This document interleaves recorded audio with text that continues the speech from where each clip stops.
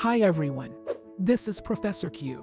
I'll be posting a variety of videos addressing many topics. If you have any suggestions, please let me know. But today I'm addressing, stop being your kid's friend.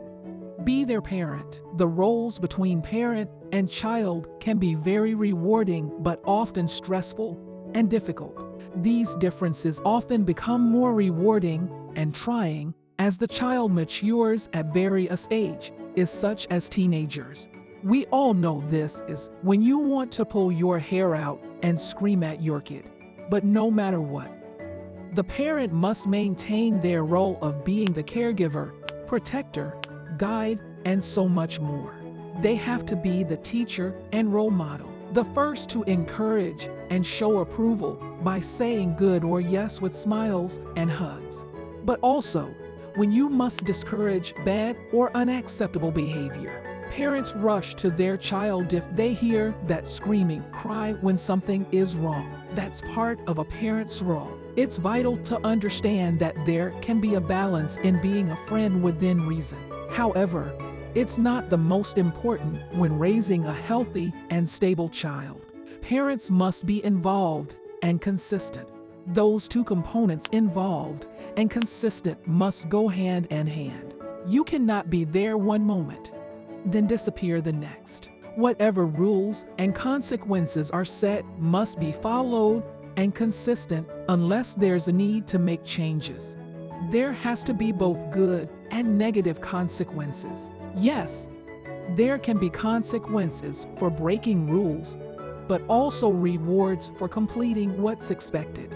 You can want your child to do everything perfectly, but come on, where is that perfect world? But there is a much greater chance of a smooth-running parent-child relationship if both clearly understand what's expected.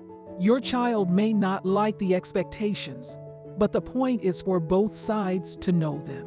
Changing up in midstream usually causes confusion for the child and frustration for the parent.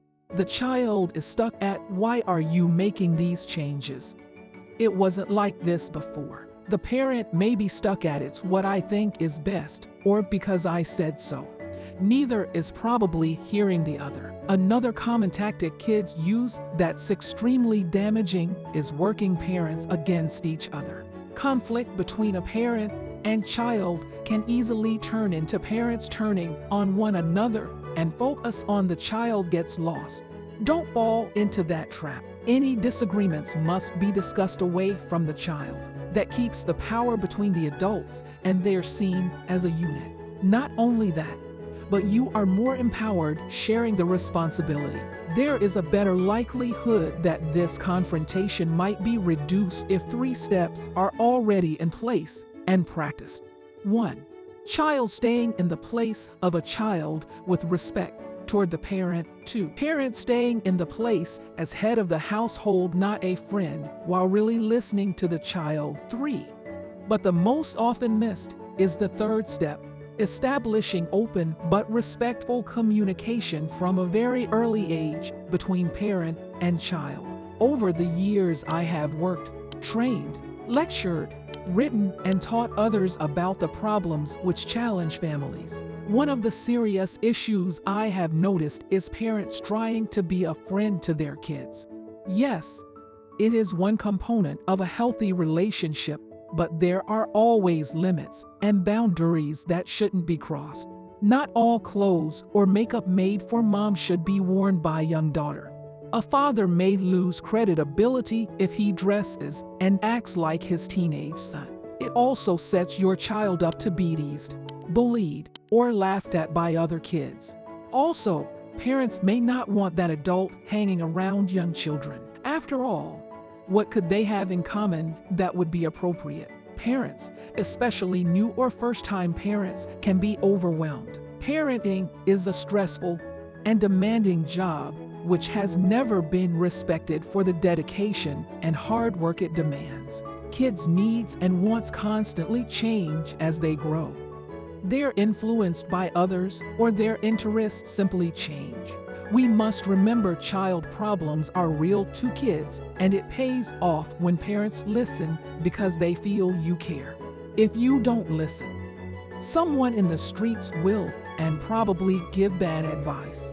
Parents must keep up with what their kids want versus what they really need. All of this and more makes parenting a constant challenge. You are either a hero when saying yes, or villain when saying no. It's often a no-win situation because you are doing what you see as right.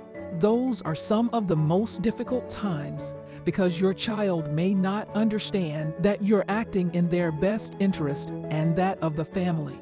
But parents who behave too much as a friend are not seen as the parent and head of the household. A friend cannot set and enforce what's right or wrong within your family.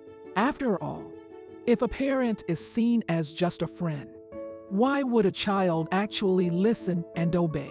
They wouldn't feel they should, which is absolutely correct. Sometimes it may feel much less stressful to just let things pass rather than enforcing consequences or saying no when needed. Of course, all parents want less stress in the home, but we know that cannot be the case every day, all circumstances. Children do things that may result in breaking rules and are given consequences. You, as the parent, have the responsibility of acting in that role. No, it's not fun or enjoyable. At times, the parent wishes they could behave like kids and yell. It's not fair or storm out of the room to pout. But sticking to your role of parenting makes it necessary if you want the child to learn the importance of right from wrong, what's acceptable and what's not. And there are good and bad consequences. This one lesson will be beneficial in so many areas of life as your child matures.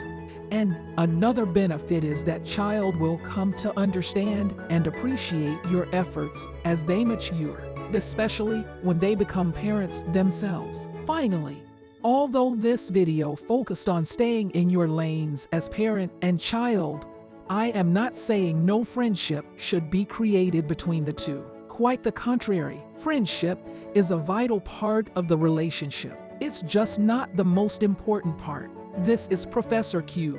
See you next time.